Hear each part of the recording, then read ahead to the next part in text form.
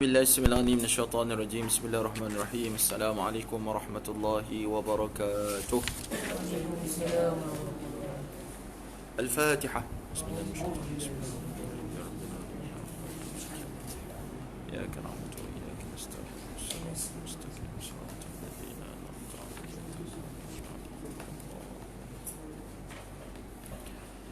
إن الحمد لله نحمده ونستعينه ونستهديه ونستغفره ونتوب إليه ونتوكل عليه ونعوذ بالله من شرور أنفسنا وسيئات أعمالنا من يهد الله فلا مضل له ومن يضلل فلن تجد له وليا مرشدا أشهد أن لا إله إلا الله وأشهد أن محمدا عبده ورسوله وصفيه من خلقه وحبيبه اجتباه ربه رحمة للعالمين بشيرا ونذيرا بين يدي الساعة أدى الأمانة ونصح الأمة وكشف الله به الغمة وجاهد في الله حق جهاده حتى أتانا اليقين أما بعد. La syukur kepada Allah Subhanahu Wa Taala kerana kita dapat bertemu lagi pada malam ni. Kita masih lagi membicarakan buku Al-Fiqh Al-Manhaji di atas mazhab Al-Imam Syafi'i sampai pada muka surat 93. Perkara-perkara yang diharamkan ke atas perempuan yang haid. Yang apa? Haid. Haid ni apa dia? Darah kotor yang keluar oleh wanita. Orang lelaki tak keluar darah haid, orang wanita sahaja. Kita dah sebut sebelum ni, iaitu yang tak boleh, salah satunya melintasi, salah satunya yang diharamkan melintasi masjid dan melaluinya bila dibimbangi mencemarkan masjid. Ini kerana darah adalah najis dan haram mencemarkannya dengan najis dan lain-lain kotoran. Adapun begitu, kalau orang yang abirus ataupun orang yang melintasi masjid, kalau dia dapat menjaga dia punya, dia panggil apa?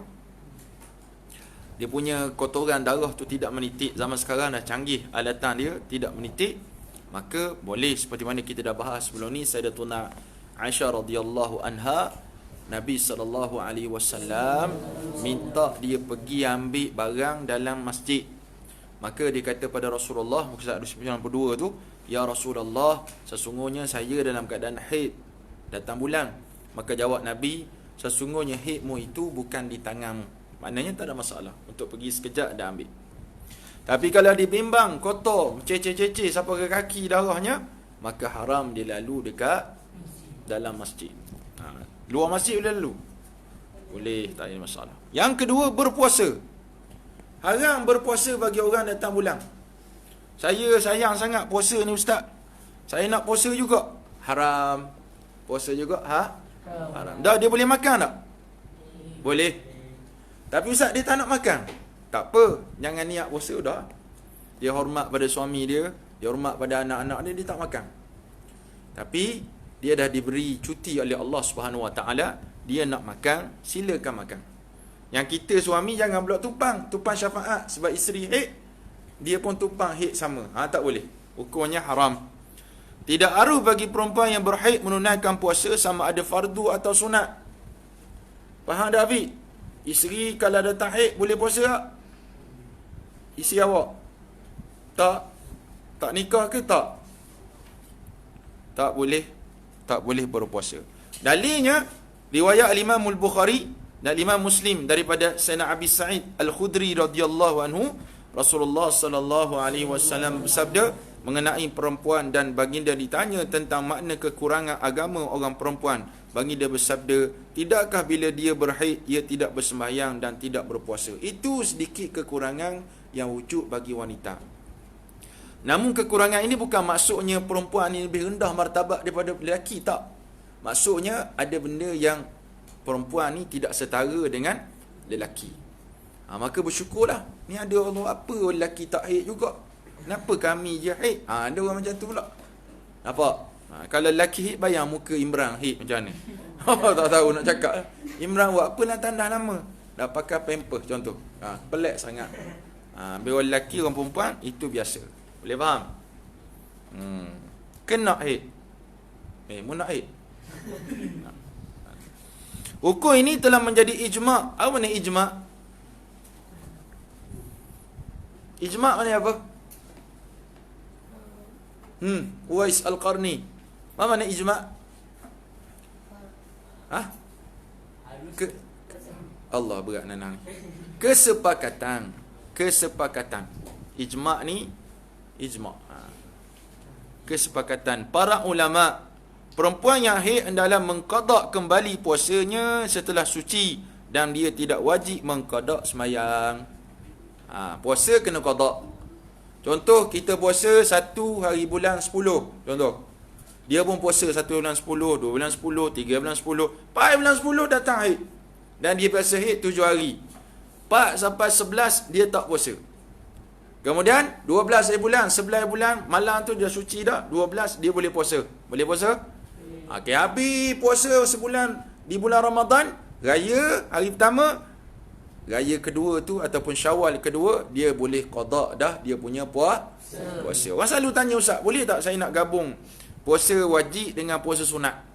Puasa 6 hari di bulan Syawal, lepas tu puasa qada, nak gabung sekali boleh tak? Maka kata, boleh tak? Mau jawab boleh tu? Bagus. Belajar mana? Boleh tak boleh? Ada beberapa pandangan ulama'. Ada ulama' kata lebih baik asing-asingkan. Qada suku, sunat suku. Ada ulama' kata boleh. Nak pilih yang mana? Mesti kamu nak pilih yang boleh tak? Sebab kita nak senang. Puasa sunat lagi dapat, qada pun boleh dapat. Dua dalam satu. Faham tak? Apabila ia suci, iaitu bila haidnya telah berhenti, maka wajib ke atasnya berpuasa walaupun dia belum mandi. Faham? Sama juga macam orang mimpi. Esoknya puasa, diumumkan esok puasa 1 Ramadan. Tak, malam tu dia mimpi. Keluarlah dia punya air mani dia. Tiba waktu pagi, tak dan sahur, tak sempat sahur. Malalah Ramadan pertama, tak dan. Terlupa, tersyasur dan sebagainya, tak dan. Walaupun dia tak dan bersahur, hari tu dah masuk 1 Ramadan, dia tetap wajib, dia tak dan bersahur. Dia tak dan nak mandi, satu tak dan mandi hadas. Kemudian masuk 1 Ramadan, dia tetap mandi, dia tetap wajib berpuasa. Sama juga dengan orang datang haid, dah dia kering haid dia tu, kemudian dia nak puasa, dia dah habis, maka wajib dia berpuasa. Bila berpuasa tu? Ustaz, dia kering tengah hari, dia kering. Zuhur tu dia kering. Adakah dia wajib puasa? Tak, bukan maksudnya macam tu. Tak. Mana start puasa tengah-tengah hari? Oh, seronok dia. 5 minit sebelum berbuka kering haid dia. Oh, dia kata puasa cukup sehari. Tak jadi macam tu. Dia tetap, orang kata, contohnya, dia dah kering. Subuh dia kering. Subuh dia kering. Dia tak mandi lagi. Subuh ni maksudnya sebelum subuh. Sebelum fajar dia kering. Maka dia tak nak mandi lagi, maka wajib juga dia berpuasa. Semayang boleh? Semayang tak boleh, dia kena mandi dulu. Tapi puasa tak payah mandi pun tak apa, dah boleh berpuasa terus. Ni dengar balik Aziz. Nanti isteri tanya, Abang Aziz, saya guana ni, nampak? Boleh jawab, abang pernah belajar 10 tahun dahulu. Sedap kami cakap. Tak? Dalam kitab Fiqh Al-Manhaji 93, barisan nombor 5. Kemah otak nak. Barisan nombor 5 hujung sekali situ. Kan sedap punya. Ni dah abang pernah belajar. Kitab benda tak tahu. Pernah lah belajar 11 tahun dulu. Ke 11 ke 15. Jatuh pun pening, tak ingat. Ustaz mana? Ustaz Din ke Ustaz Hakim mengajar tu? Dia lupa Ustaz Syed yang mengajar. Faham tak? Tu nyanyak tahap babun lah tu. Ya. Baik. Al-Imam Al-Bukhari dan Imam Muslim telah meriwayatkan daripada lafaz hadis oleh Imam Muslim daripada Sayyidatuna Mu'azzah bahawa dia berkata, aku bertanya Aisyah radhiyallahu anha, mengapakah perempuan yang haid dikendaki mengqada puasa dan tidak perlu mengqada semayang? Sayyidatuna Aisyah menjawab, kami telah didatangi haid ketika bersama-sama dengan Rasulullah sallallahu alaihi wasallam. Lalu Rasulullah memerintahkan kami mengqada puasa dan tidak menyuruh kami mengqada sembahyang. Sebab arahan daripada Rasulullah sallallahu alaihi wasallam. Bayangkan kalaulah orang perempuan kena qada sembahyang dia. Letih. Kalau 7 hari, 7 dah 5, 35 waktu. Dah paling maksimum berapa? 14 hari maksimum. 14 darab 5, 35, 70 waktu nak kena qada. Letih ke letih? Memang letih lah. Kita yang tengok pun letih. Awak apa ni ayang? Qada semayang. Lepas tu ni, awak apa? Qada semayang. Dah bila nak masak? Saya sibuk qada semayang. Tak masak terus. Islam ni cantik, maka dia suruh qada puasa saja, tidak qada sembah. Ya, ni ada kata kenapa pula? Suka tanya tak? Kareng terus kepala dia sekali. Mudah-mudahan antara hikmahnya ialah kerana sembahyang itu banyak berulang-ulang 5 kali sehari, maka ia membebankan dan menyusahkan jika diperintah supaya mengqadakannya, berlainan dengan puasa hanya sebulan dalam setahun. Ada tiap-tiap hari puasa? Tak wajib. Puasa sunat wajib qada. Lama dah puasa sunat. Tak payah qada. Yang ketiga, melakukan persetubuhan, berseronok dan bergaul dengan isteri pada kawasan antara pusat dan lutut. Tak boleh. Jangan kata, isteri dah kata saya ABC abang. Saya ABC. ABC? Apa tu ABC? Dia main pula. Allah bagi cuti. Oh, Allah bagi cuti. Alhamdulillah.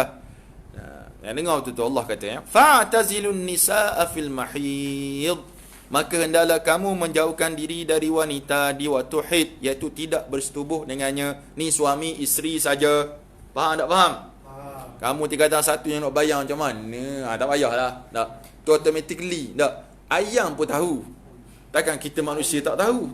Tak. Ayam serama seekor depan tu tahu. Kita takkanlah lebih teruk pada ayam. Ustaz, saya kena belajar. Tak payah belajar. Nah. Dia automatically tahu. Faham tak? Kamu faham tak, Afiq? Tak faham? Ya, betul. Baik. Wala taqrabuhunna, jangan kamu dekati mereka itu, iaitu isteri-isterimu yang tengah haid itu, hatta yathurna, sampai mereka membersihkan diri mereka. Sampai mereka bersih. Fa idza tatahharna, bila mereka telah suci, fa'tuhunna, datangilah mereka, min haitsu amarakumullah, pada tempat yang diperintahkan oleh Allah kepada kamu. Faham tak? Itu sebab lebihnya Allah SWT sebut pada kita kenapa tak boleh menyetubuhi wanita dalam haid, sebab mewarisi anak itu ada penyakit. Kalau jadi anak tu berpenyakit. Ada pandangan ulama kata macam tu. Dan satu lagi sebab darah tu kotor. Darah tu kotor. Al-Imam Abi Dawud telah meriwayatkan daripada Sa'd Abdullah bin Sa'di radhiyallahu anhu, dia telah bertanya Rasulullah sallallahu alaihi wasallam, apakah yang dibenarkan aku lakukan terhadap isteriku ketika dia dalam haid? Jawab Rasulullah, bagi kamu yang di atas daripada kain sarung. Nabi larang antara pusat dengan lutut, tak boleh main-main. Tapi yang lain pada tu silakan. Nak cium ke, nak usap ke, ikut suka kamu. Isteri kata tak boleh, abang tak boleh sentuh saya haid. Tengkorakkah kamu? Boleh. Kain sarung ialah pakaian yang menutup pertengahan badan dan di bawahnya, iaitu kebiasaannya antara pusat dan lutut. Atas tak ada masalah. Itu untuk suami isteri saja, bukan pakwa mak. Nampak? Bila Ustaz saya nak kahwin ni? Tunggulah ada rezeki. 3, beranak. Ni pun orang perempuan juga. Orang lelaki tak ada beranak. Dia menjadi penyebab orang perempuan beranak. Beranak ialah melahirkan apa yang ada dalam kandungan. Kadang-kadang ia berlaku dalam keadaan darah tidak keluar, sebaik saja keluarnya anak. Oleh itu ketika itu ia dihukum sebagai orang yang berjunub, kerana anak itu adalah hasil daripada air mani perempuan dan lelaki. Hukum tetap tidak berbeza walaupun cara kandungan itu dilahirkan adalah berbeza. Walaupun dia lahir Caesar, tak lahir kat rahim. Dua-dua seksa. Lahir normal pun seksa. Seksa maksudnya susah bagi mak-mak kamu. Lahir mengandung Caesar pun susah. Tak? Jadi dua-dua susah. Wahnan ala wahnin. Susah. Allah SWT sebut bagaimana ibu-ibu, mak-mak kita ni mengandung, melahirkan anak. Bila darah keluar, selepas keluarnya anak, kebiasaannya itulah yang berlaku, maka darah itu dinilai sebagai darah nifas. Kenapa darah nifas? Sebab keluarnya nyawa. Satu nyawa keluar daripada rahim kamu tu. Siapa yang paling singkat nifas dia? Siapa tahu? Ada seorang wanita. Sekejap aja. Maryam. Salah. Sayyidatuna Fatimah Zahra. Sayyidatuna Fatimah Zahra ni nifas paling cepat satu lahzah, sekelip mata. Paling cepat satu lahzah. Paling lama 60 hari. Biasa 40 hari. Faham? Tapi disebutkan bagaimana Sayyidatuna Fatimah Zahra dia ni kuat sangat ibadat, dia minta pada Allah Subhanahu Wa Taala, memang Allah bagi satu lahzah. Keluar anak sikit, keluar betul tak ada. Dia boleh bersih dan dia boleh semayang. Dia boleh semayang. Hebat. Kita tak kalau boleh selama-lamanya nak nifas. Supaya tak semayang. Tengkorak. Kamu dah tu. Faham tak? Nifas. Apa makna nifas? Nifas maksudnya pada bahasa ialah beranak. Manakala pada syarak ialah darah yang keluar selepas beranak. Ini dinamakan nifas. Kerana ia keluar selepas keluarnya nafs, iaitu jiwa, dan perempuan tersebut dipanggil nufasa. Nufasa ni orang sedang bernifas lah. Darah yang keluar ketika sakit hendak bersalin atau bersama dengan keluarnya anak tidak dianggap sebagai darah nifas, kerana ia mendahului anak ketika keluar. Bahkan darah tersebut dianggap sebagai darah yang rosak ataupun yang kotor, darah istihadah. Darah kotor tadi. Oleh kerana itu wajib katanya semayang darah istihadah. Faham tak? Kalau dia keluar darah sakit macam Umar nak lahir tu 14 jam ustaz tunggu. Ustaz tunggu 14 jam pun dah boring, agaknya mak ni macam mana? Sakit dia tak sakit ni kena nak kalau pecah mentuban pula Allah nak dia bernyanyi dia nyentan ni. Sakit dia ada alatan dia. Kalau sakit guduk macam tu. Ustaz 5 anak tu ustaz tengok belaka. Ustaz lah doktor yang menyambutnya daripada jauh tengok. Kamu kena tengok betapa seksanya seorang isteri melahirkan anak. Bukan senang. Darah yang keluar ketika sakit hendak bersalin itu bukan darah nifas lagi. Darah nifas ni darah apa? Maksudnya kalau dia tak keluar, dia tak beranak lagi, dia asyik sakit habis keluar darah daripada rahim dia tu, maka masuk waktu semayang. Dia wajib semayang lagi. Dia wajib semayang. Tapi biasanya orang perempuan tak lalu nak semayang dah, maka dia kena qada semayang tu yang sebelum keluar darah nifas. Tapi kalau contohnya adu abai masuk waktu zuhur. Abai pukul 2 petang. 2 petang. Nah, kemudian sakit beranak. Dia kena qada dah semayang zuhur tadi. Kena qada semayang. Kena qada sebab dah masuk waktu. Kalau dia tak masuk waktu lagi dia keluar, kena qada? Tak kena qada. Ni dah masuk waktu. Masuk waktu zuhur pukul apa? 1:10 tengah hari. Dia beranak pukul apa? 1:11 tengah hari. Contoh. Maka dia kena qada semayang. Dia kena qada semayang. Dan kena tanda lah, suami kena tanda. Ayang, awak ada hutang dengan Allah untuk qada. Tapi kalau contoh 1:10 tengah hari zuhur, dia beranak pukul 1. Semayang zuhur tu wajib tak? Tak wajib. Sebab keluar darah nifas selepasnya. Oleh itu kerana itu wajib katanya bersemayang ketika sakit hendak bersalin walaupun ia melihat darah keluar. Sekiranya dia tak mampu untuk bersemayang maka dia wajib mengqadakkannya. Ghalibnya biasa orang qada tak mampu nak seksa. Biasanya orang dak takati dah. Dak awak tahulah macam mana nanti, ya. Tempoh nifas. Sekurang-kurang tempoh nifas ialah 1 lahzah. Orang kena ingat darah ni darah haid tadi. Minggu lepas darah istihadah, darah haid, ni darah nifas pula. Ingat, masuk periksa ujung tahun ada periksa ni. Fiqh ni, umumi, kertas umum. Tafsir ada, hadis ada, fiqh ada. Faham? Sekurang-kurangnya tempoh nifas ialah 1 lahzah, iaitu seketika sahaja dan kadang-kadang ia berterusan beberapa hari. Pada kebiasaannya 40 hari dan paling maksimum 60 hari. Oleh itu darah yang keluar selepas tempoh tersebut dianggap sebagai darah kotor, penyakit. Kaedah yang digunakan dalam menentukan tempoh inilah al-istiqra'. Istiqra' ni apa? Kajian, renungan ataupun ditengok pada kajian orang. Biasanya macam mana?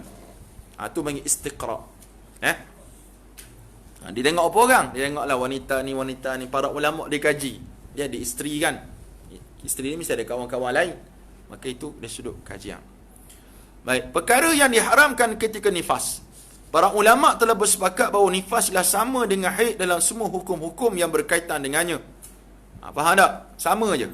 Kalau ini haram dalam haid, maka dia haram pula pada dalam nifas. Tak boleh. melihat darah ketika mengandung. Bila seorang perempuan yang hamil melihat darah keluar dan ketika keluarnya telah sampai tempoh sekurang-kurangnya haid, iaitu sehari semalam, dan tidak melebihi hak tempoh haid paling lama iaitu 15 hari 15 malam, maka darah itu dianggap darah haid di sisi mazhab yang azhar. Bukan azhar Universiti Al-Azhar ni. Yang terang daripada sisi mazhab Imam Syafi'i, kalau nampak masa dia hamil tu keluar darah juga. Biasanya orang perempuan takkan keluar darah haid ketika dia mengandung. Tak ada darah.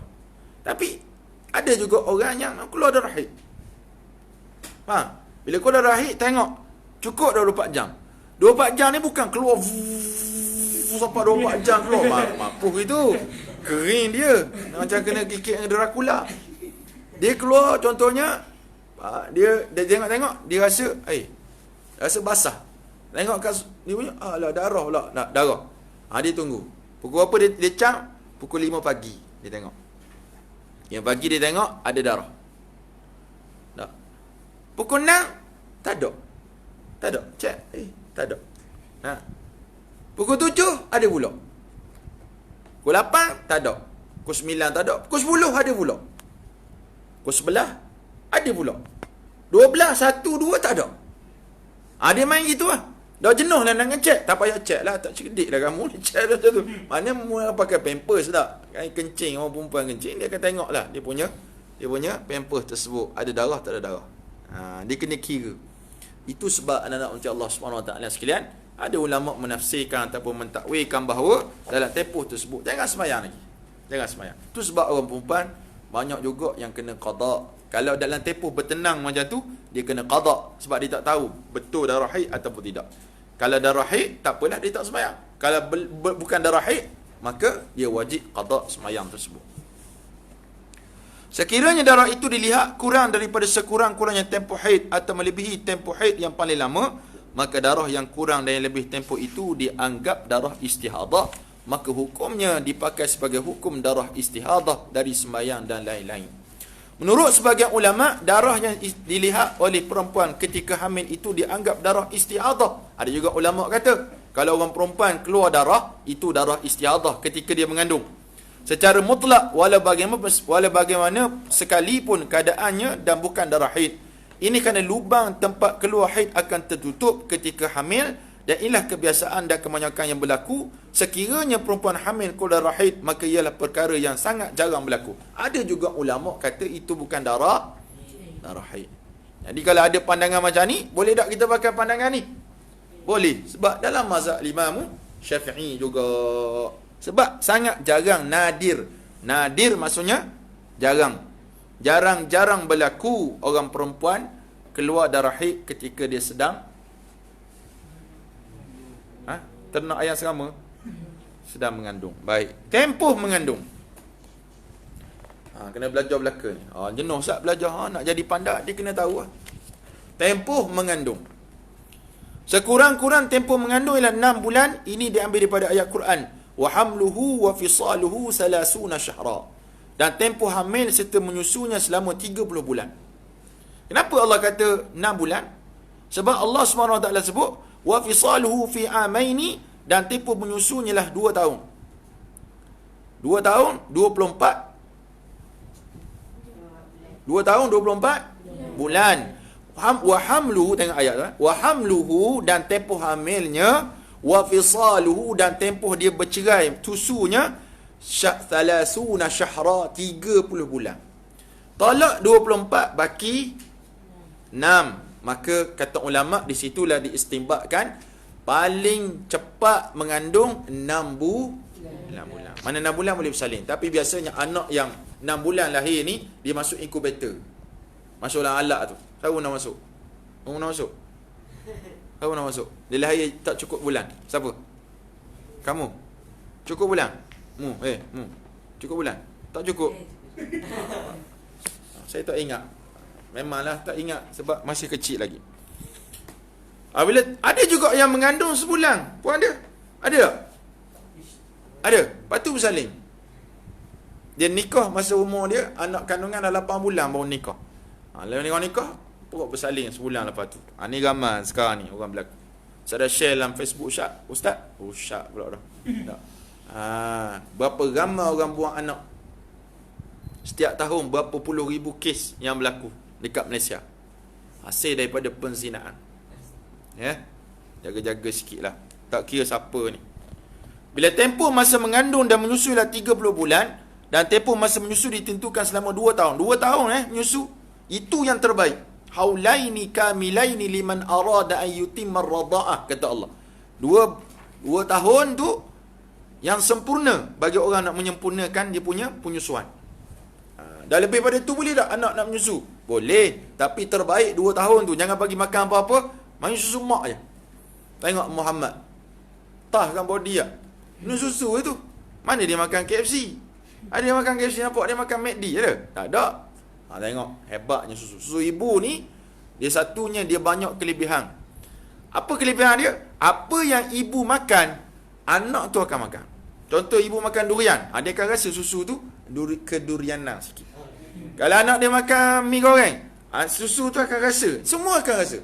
Tu sebab kalau mak tu makan benda yang buruk, makan benda yang teruk, maka anak akan mewarisi apa yang mak dia makan. Faham tak faham? Ni dak baru 2 bulan. Bagi susu lembu dah. Lembu jadi ibu susu. Kan? Dan isteri saya bekerja ustaz. Dia boleh ambil lah alatan untuk dia perah susu tu dan letak dalam freezer dan dia boleh cairkan guna. Tu biasa masa isteri ustaz kerja dulu, macam itulah dia buat. Bagus sebab antibody kuat. Orang yang menyusu mama macam Abdul Rahman, jarang sakit. Dia jarang sakit. Tapi bagi orang yang suka sakit, dia kata body kurang. Kurang minum susu. Kurang minum susu ibu masa kecil. Dah ustaz, saya dah besar sekarang boleh minum susu ibu lagi. Mai aku terajang sekali. 6 bulanlah sekurang-kurangnya tempoh mengandung. Oleh itu, bila seorang perempuan melahirkan anak sebelum umur perkahwinannya mencapai 6 bulan, maka anak itu tidak sabit nasaknya, tidak boleh dibimbingkan dengan ayahnya itu, iaitu suami perempuan tersebut. 5 bulan dah berat salin dah. Mana ada something wrong, ada disimpan apa-apa. Tempoh kebiasaan mengandung 9 bulan. Berdasarkan waqi' reality yang berlaku pada kebanyakan perempuan. Mereka melahirkan anak setelah umur kandungan mencapai 9 bulan atau lebih kurang beberapa hari. 9 bulan, 10 hari ke, macam tu lah. Kebiasaannya macam tu. Tempoh mengandung paling lama di sisi mazhab Imam Syafi'i 4 tahun mengandung. Nampak?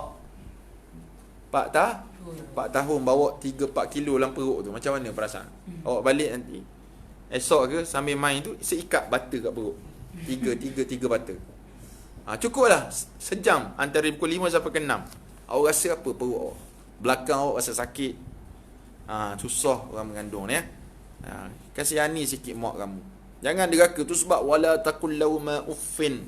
Jangan kamu sebut pada mak ayah uff. Pun tak boleh. Mira, pijak abah. Bunyi tu pun dosa besar. Dosa besar bukan dosa kecil. Bukan dosa separuh-separuh.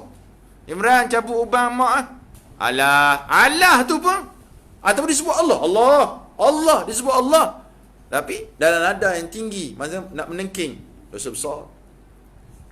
Dan dia main ni cabut bulu ketiak abah sekejap. Abah ni. Dia ni nak tengok Doraemon je tu. Abah ni. Walaupun ayah tu senyum, tapi hakikatnya kamu telah membuat dia sakit terasa hati. Faham ke faham? Jangan main-main dengan mak ayah. Faham tak Isyak? Ni ayah marah sikit, ambil pintu, kedebong. Tak puji kuat lagi, dia buka balik, kedebong dia buat. Last sekali terkepul letak tangan dia, putus 4 jari. Padam ke? Kamu nak marah kat siapa? Makan pun mak ayah bagi. Tak usah, Allah yang bagi. Betul lah. Tapi melalui mak ayah kamu. Ayah bagi mak masak.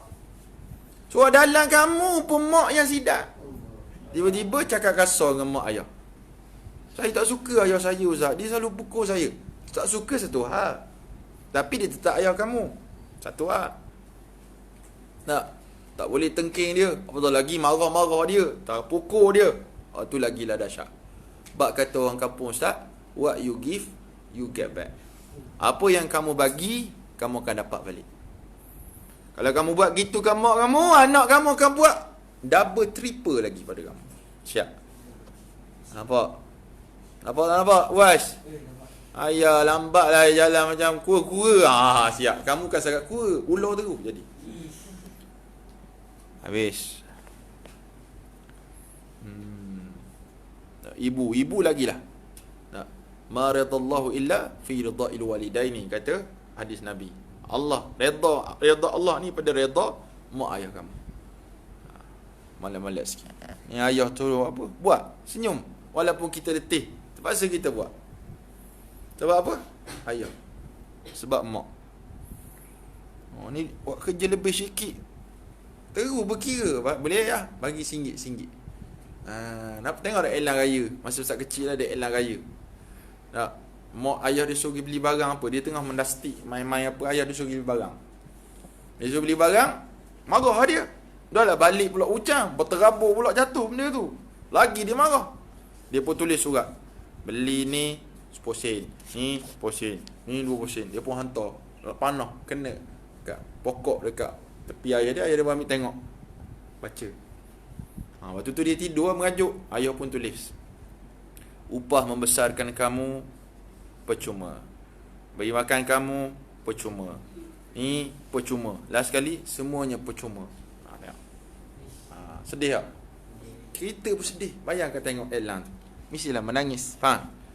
Burung apa? Burung apa? Burung murai. Burung apa? Burung murai. Anak dia tanya kan? Cuba ayah dia tanya balik. Burung apa? Murai. Murai bah. Burung apa? Murai. Burung apa? Abah dia pahalnya. Terus tanya, terus marah. Tapi waktu kecil kamu nak buat apa pada mak ayah kamu? Ada dia marah? Ada. Burung apa? Punai. Contoh.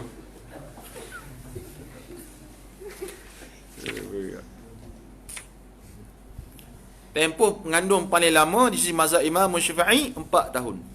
Tempoh tersebut sekiranya berlaku maka ialah perkara yang terlalu dan sangat jarang berlaku, tapi oleh kerana ia berlaku dan memang telah berlaku, maka Imam Syafi'i mengasaskan pendapatnya itu berdasarkan kepada apa yang berlaku. Ni apa panggil kajian. Yang terakhir sekali, mati. Mati wajib mandi Bukan orang mati tu mandi sendiri. Nampak berjalan mana Pak Leh? Saya mati dah, saya pergi mandi sekejap. Mana kalau kita cakap dengan orang mati, kita pun dah mati sebenarnya. Betul tak betul?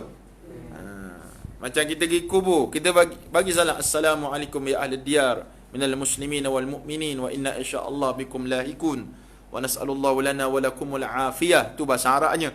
Kalau kita tak reti Assalamualaikum cukup lah. Kita dengar tak dia jawab? Tak dengar. Tapi kalau kita dengar maksudnya apa? Kita dah ada di situ juga. Kita pun mati juga. Bila seorang Muslim mati, maka orang-orang Islam yang lain wajib memandikannya. Kewajipan ini adalah fardu kifayah, iaitu bila sebahagian kaum kerabat mereka atau orang lain melakukannya, maka gugurlah tuntutan wajib tersebut ke atas orang lain. Ingat, azamlah diri kamu, kalau ayah saya mati, mak saya mati, saya yang akan uruskan, jangan orang lain. Jangan Tok Adi, jangan ustaz ni tak nak. Tok Imam duduk tepi, dak main Angry Bird. Biar saya yang mandi dengan adik-beradik saya. Kan sedap. Macam Imran, berapa orang adik-beradik? 8 orang. Cukup dekat. Imran Kutuai. Ya Imran kali ni memandikan jenazah mak contoh meninggal. Ni dak Imran mana? Main PS. Main. Sedih lah. Siapa nak buat ni? Tok Adi dah. Siapa nak urus? Tok Adi yang uruskan tanah kubur. Alhamdulillah dia kata. Habis. Balik awal Tok Adi. Urus jenazah. Bukan setakat mati. Waktu mak awak sakit tu pun dah siap sedia dah. Duduk dekat mak. Mak sebut Allah, la ilaha illallah. Sebut la. Jangan ajar nasyid pula. La ilaha illallah. Mak kena terajang mak. Sebut mak, la ilaha illallah. Tak payah pakai mikrofon. Dekat telinga ni. Ni dah jauh duduk. Tu mak, kita kat sini. Okey mak? Okey, ikut saya. Berat sungguh anak zaman sekarang. Ikut saya, ikut mak. Dengan hati yang tenang. La ilaha illallah. Pegang. Rasulullah sallallahu alaihi wasallam wafat di atas pangkuan Sayyidatuna Aisyah radhiyallahu anha. Itu nak suami pangku isteri, isteri pangku suami, anak pangku mak ayah. Ni tak. Doktor tolong pangku. Tolong cik siapa nak ajar talqin. Talqin ni ajar lakinu mautakum la ilaha illallah. Ajar orang nak mati kerana kamu, sebut la ilaha illallah. Kalau nampak nazar sangat, janganlah panjang benar. La tu panjang benar. Kenapa la ilaha illallah? Kenapa la ilaha illallah? Itulah kalimah yang paling mudah. Sebab tak tutup pun mulut kita. La ilaha illallah. Ada tutup mulut? Ada? La ilaha illallah. Siapa Nabi kata, siapa yang akhir hayat dengan kalimah la ilaha illallah, dakhal jannah, masuk syurga. Tu kena ajar. Sebab apa? Waktu nak mati ni, setan mari, bapak segala setan mari. Itu usaha kempen terakhir dia. Bukan kempen PRM, PRK, PKR, bukan. Kempen untuk orang tu sesat. Dia mari dengan rupa mak kita, rupa ayah kita. Matilah agama Yahudi, Nasrani. Matilah agama yang bukan Islam. Tengok. Dan kerana orang tengah nazak macam tu, setan mari. Tu sebab antara doa yang patut kamu baca dan kamu tidak tinggal, Rabbana la tuzigh qulubana. Tu doa tu. Doa ni kata ulama, Allah akan utus malaikat kat kamu waktu nak mati nanti, dia akan kibah setan ni biar jauh. Lari. Waktu tu senang orang nak melafazkan kalimah la ilaha illallah Muhammadur Rasulullah. Paling kurang la ilaha illallah. Dah mati, mata terbuka. Mata terbuka su'ul khatimah ke? Jangan, belum tentu. Tutup lah. Kita bertutup. Tengok dia buka balik. Mana tak mati lagi. Kita bukan sedih. Tengok, buka pula. Memang lari awal. Kiamkan dia tangan. Tutup. Menangis tak apa. Jangan teriak kuat sangat. Allah, mek nak. Abah. Apa kalau Amiru. Contoh. Tak boleh. Tak boleh. Orang zaman dulu dia mencari-cari. Dia mencari-cari baju, mencari-cari dia punya pakaian, habis rambut kusuk masai sebab meninggal. Jangan. Naihah haram. Naihah ni macam ni, teriak kuat-kuat. Menangis tu biasa, fitrah. Ustaz pernah hadapi suasana macam ni 2 kali. Kali pertama arwah mak ustaz tahun 98, 5 bulan 10 tahun 1998. Kamu tak lahir lagi. Dia dah jawab apa? Tak lahir lagi. Tuanya ustaz. Waktu tu tahun 98 ustaz umur 16 tahun. Ustaz mengaji di Kelantan, Darul Anwar Pulau Melaka. Ustaz memang macam ustaz dia, suka balik. Memang suka balik. Tiap-tiap sebulan tu balik Kuantan. Bukan orang senang, orang susah, tapi suka balik. Jadi selalu saya cakap pada arwah kawan ustaz, arwah juga kawan ustaz ni, Ramli Ibrahim. Dia meninggal tahun 99. Dia meninggal lemas. Menyelamatkan kawan 2 orang, dia lemas. Kawan baik tu. Ustaz selalu letak dalam buku ustaz nama dia, arwah Ramli Ibrahim. Ustaz kata, Li, hamba nak balik ni. Sebab ustaz malam tu mimpi. Ustaz mimpi apa? Ustaz mimpi ustaz pegang satu jenazah. Dia kata, Li, hamba nak balik ni. Mu balik sokmo, dia kata. Mu nak asal. Saya ustaz balik. Balik. Watin sekolah. Waktu tu ustaz kepimpinan asrama. Esko ibadat. Garang gila lah. Ustaz di antara esko yang garang. Kalau tanya Pulau Melaka kenal tak Abang Bak, kenal lah. Jadi balik macam biasa lah ustaz pergi SKMK Kota Baru tu, pergi naik beli tiket, mujur ada tiket, balik. Orang kampung tak telefon pun ustaz, kata mak ustaz tengah tenat. Balik sampai kat Baluk. Biasa rumah ustaz tepi laut. Biasa bunyi deruang ombak, bunyilah kicauan burung, ayam banyak, tak bunyi, senyap. Naik atas tengok mak sudah apa panggil nazak. Apa panggil tenat, bukan nazak, tenat. Nazak maksudnya cabut. Tenat. Tak kenal ustaz dah. Nampak? Tak kenal dah kita siapa. Macam mana perasaan? Pula tengok adik pula accident. Adik ustaz Asrul. Accident. Ni lutut ni macam landasan kereta api kena jahit. Tak Tak bagi tahu Ustaz juga. Sedih. Nah, daripada Ustaz sampai pagi, sampailah orang datang baca Yasin, pukul 2:10 petang, mak Ustaz meninggal. Depan mata. Seronok. Ada. Yes. Ada. Sedih bah. Ni kalau Ustaz cerita nak menangis. Tapi Ustaz tahan sebab tak nak malu depan kamu. Menangis. Menangis. Meninggal dunia. Tapi alhamdulillah Ustaz jadi imam solat jenazahnya. Nampak? 5 bulan 2 tahun 2018. Lahir dah? 2018 lahir. Dah jawab apa? Mak ayah Ustaz pula meninggal. Kali ni Ustaz tak sempat. Ustaz di Perak, dia di Pahang. Sedar-sedar adik Ustaz telefon, dia kata, "Kri, abah tak ada dah." Abah tak ada. Pukul apa dapat tahu? Pukul 5 petang. 5 petang, cakap kat rumah Ustaz, isi Ustaz anak-anak, packing barang, boom, pecut balik. Sampai jalan Kuala Kasar, jam keren pula. Jam pula, berat nanang sungguh jam. Tak? Naik betul-betul Telebur Raya pukul 5:30. Pecut ni, waktu pecut tu, memori tu datang. Mari memori apa? Memori apa? Kenangan. Air mata ni so kira lah. Air mata jatuh berlinangan. Lagu Siti. Pecut. Bayangkan kalau kau macam tu. Amirul. Kalau Ustaz dia Amirul. Sabar Amirul ya. Ayah tak ada dah. Awak cakap apa? Awak sujud syukur lah. Kata Imran. Sabar Imran ya. Apa Ustaz? Apa lah? Mesti dia pegang dada dia. Apa? Punai Imran tertinggal. Contoh. Tak apa lagi.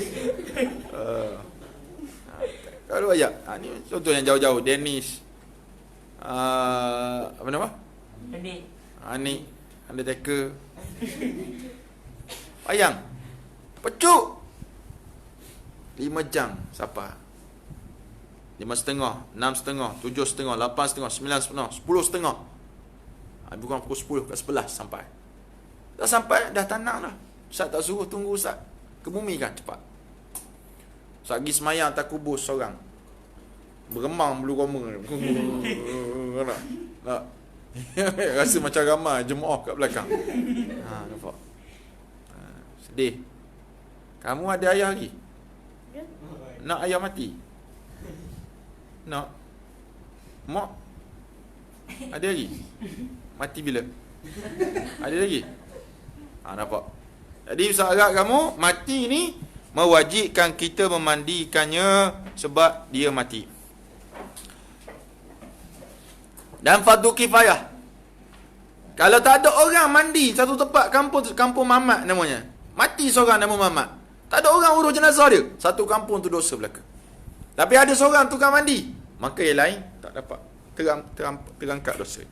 Orang yang mandikan wajib berniat memandikannya. Jangan suruh mayat pula niat. Okey, niat ya, cik, niat ya. Saya nak mandi, cik, tak payah. Yang memandikan tu niat. Niat macam mana Ustaz? Lafaz, niat, lafaz. Ni orang Melayu suka macam tu. Lafaz je lafaz. Niat ni lah hati. Saja aku, tak payah saja aku tak apa. Aku nak mandikan jenazah ini kerana Allah Subhanahu Wa Taala. Habis, khalas. Ni tak, sahaja aku berpuasa. Berpuasa esok hari tak. Puasa terus. Mana ya? Saja aku mandi lah. Mandi. Jangan kata saja aku mandi. Aku pula mandi. Saja aku mandikan jenazah ini kerana Allah Subhanahu Wa Taala. Baik. Manakala orang yang mati syahid tidak wajib dimandi, tidak boleh dimandikan. Orang mati syahid pergi berjihad. Tak. Aziz pergi jihad mana? Palestin tu. Brigade Al-Qassam. Baju tak muat Tak. Masuk terowong tak lepas. Israel tembok punggung mati. Mati syahid. Dia ditanam dalam keadaan tak perlu mandi dia. Pangkat jenazah dia wangi ya, wangi. Ustaz pernah belajar dengan anak tok guru Ni Abdul Aziz, nama Ustaz Ni Adli. Dia menjadi mujahidin berperang dengan Soviet Rusia dekat Afghanistan. Rusia ni bukan cerita Rambo cerita betul. Dia kata anak nak pergi nak mati. Mana ada orang pergi nak balik tak ada. Biasa orang syahid, orang pejuang Islam ni pergi nak mati. Kita pergi nak balik. Baru kerja sebulan nak balik dah. Apa kat Nana? Jadi maknanya pergi nak syahid. Nak syahid. Dia kata anak nak mati syahid. Dia punya suara macam tu lah. Anak mati syahid. Tapi anak tak mati-mati. Betul lah, dia tak mati. Kalau dia mati, dia tak cerita dekat ustaz. Anak tak mati. Kawan anak sehari dia kata. Mari, kena tembok atas kepala dia. Sebelah dia. Mati. Dan dia ditugaskan untuk pergi ambil para syuhada, mujahidin yang meninggal dunia, nak kena pergi ambil. Tahu tak dia kata macam mana? Dengan cara bau darah dia tu wangi sangat. Malam, dia pergi waktu malam, nak pergi tu, ikut bau. Bau wangi, situ dapat jenazah, bawa balik. Nampak? Hebat tak? Orang mati syahid. Dan orang mati syahid ni, Allah kata, tidaklah, adakah kamu kira orang mati syahid ni mati? Tak. Bal ahya, bahkan mereka hidup di sisi Allah Subhanahu Wa Taala, diberi rezeki. Tu darah mereka segar lagi, mengalir darah, badannya utuh. Ni orang yang mati syahid. Tak cara, contohnya kubur, makam para syuhada di Uhud. Di Uhud, satu hari banjir besar berlaku, maka terbongkar awal tahun 1900. Terbongkar kubur, termasuk kubur para sahabat Rasulullah SAW. Dan 1000 tahun lebih tu masih lagi utuh tubuhnya, macam bau mati. Ini orang mati syahid. Faham tak? Naik motor laju-laju mati syahid tak? Tak, kecuali dia pergi mana? Nak pergi menuntut ilmu, mati syahid. Syahid akhirat. Dia bukan syahid dunia. Kalau pergi perang, mati dalam peperangan, dipanggil syahid dunia akhirat. Maka tak wajib mandi, tak wajib semayang kat dia, tanah terus. Tapi bagi orang yang mati tengah bersalin, mati kena hempak, mati aksiden, mati lemas, mati sakit dalam perut, itu disebut mati syahid akhirat. Adalah ganjaran yang Allah sediakan kepada mereka di akhirat nanti. Dalilnya, Sayyidina Abdullah bin Abbas radhiyallahu anhuma berkata, Rasulullah SAW telah bersabda tentang seorang yang mati dalam keadaan ihram, kerana dicampak dan dipijak tengkuknya oleh unta. Nabi kata, mandikannya dengan air dan air bidara. Banyak sekarang ni nama bidara tu, kamu boleh google lah dan tengok macam mana keadaan, bau dia wangi dan sebagainya. Hadza billahi taufik. Wassalamualaikum warahmatullahi wabarakatuh.